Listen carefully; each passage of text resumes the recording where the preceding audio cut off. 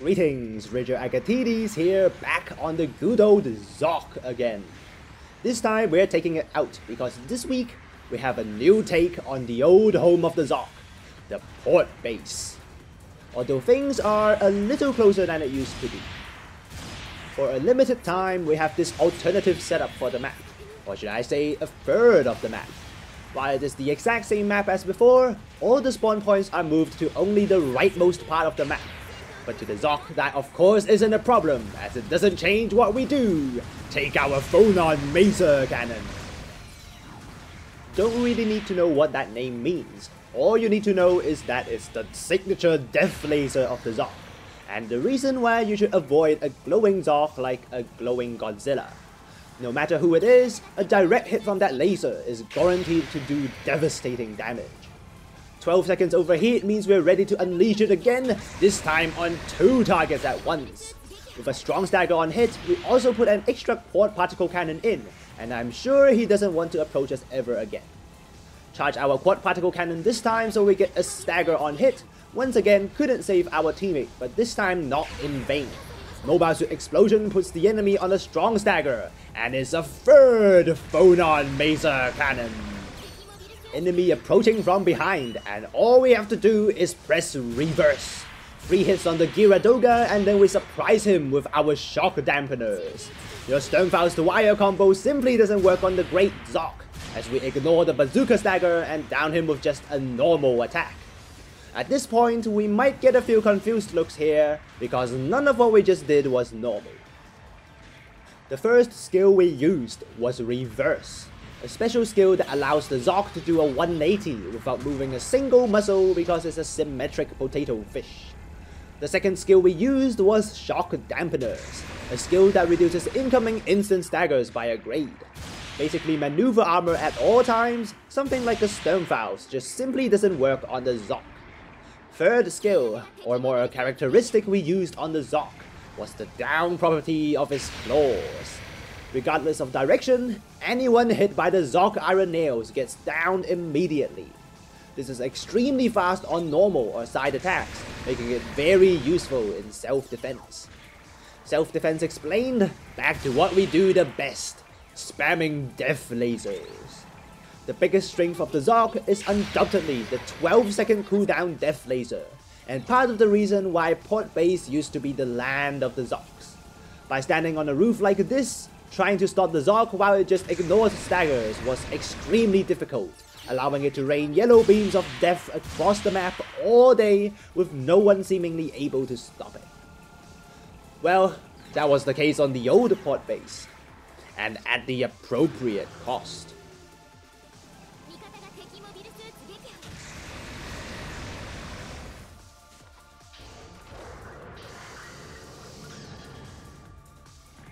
The truth is, today we definitely aren't at the appropriate cost, with Atlas Gundams and mass production double Zetas running around. Yes, this is a 600 cost game, and this is a level 4 Zock. This puts the Zock against a lot more problems. Not only are enemies a lot harder to stop without using the death laser, but the Zock's most important skill, Shock Dampeners, also start to drop in effectiveness. With more weapons with high stagger accumulation and no damage control, the Zock can be staggered with the right weapons easily due to the gigantic hitbox. Usually, the Super Gundam's missiles are extremely hard to hit, but against the Zock, even a full hit isn't a dream. With extremely high damage and stagger on hit because they're not supposed to hit at all, we're not having a good time against that. Well, with no teammates left, there's no point in struggling too hard anyway.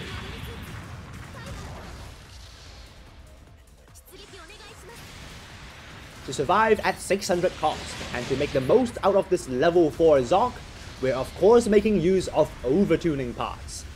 Our focus this time is on defensive parts, because we're definitely going to take a lot of hits with this gigantic hitbox. Not like we need a lot more damage than this. The main custom part we're using this time is heavy armor.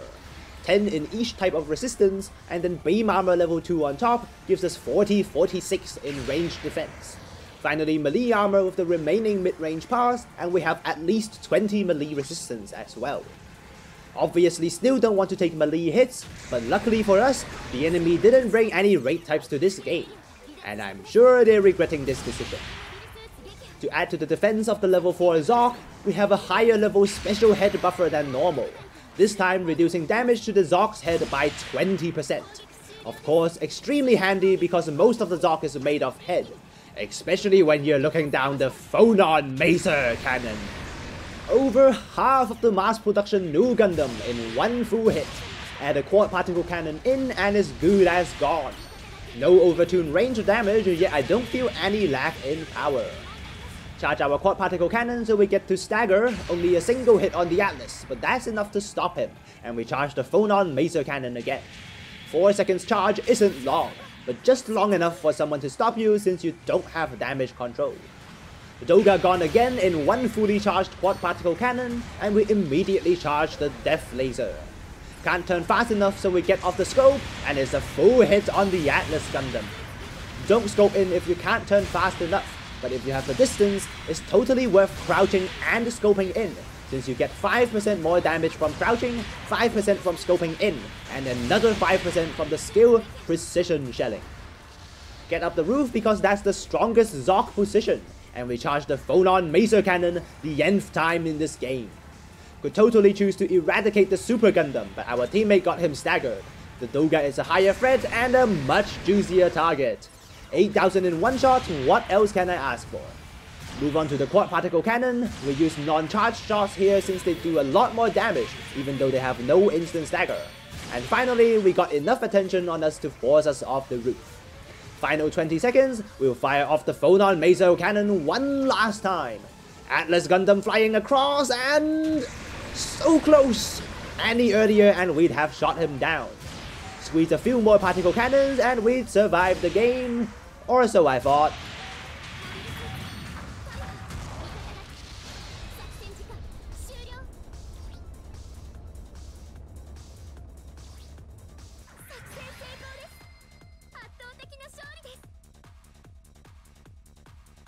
As always, the Zock is a monster.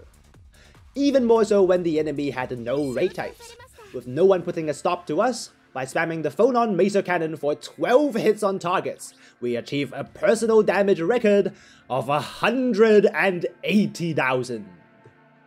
With the extremely powerful shock dampeners and surprising self-defense capabilities, the Zock is always ready to reclaim his turf on the roof.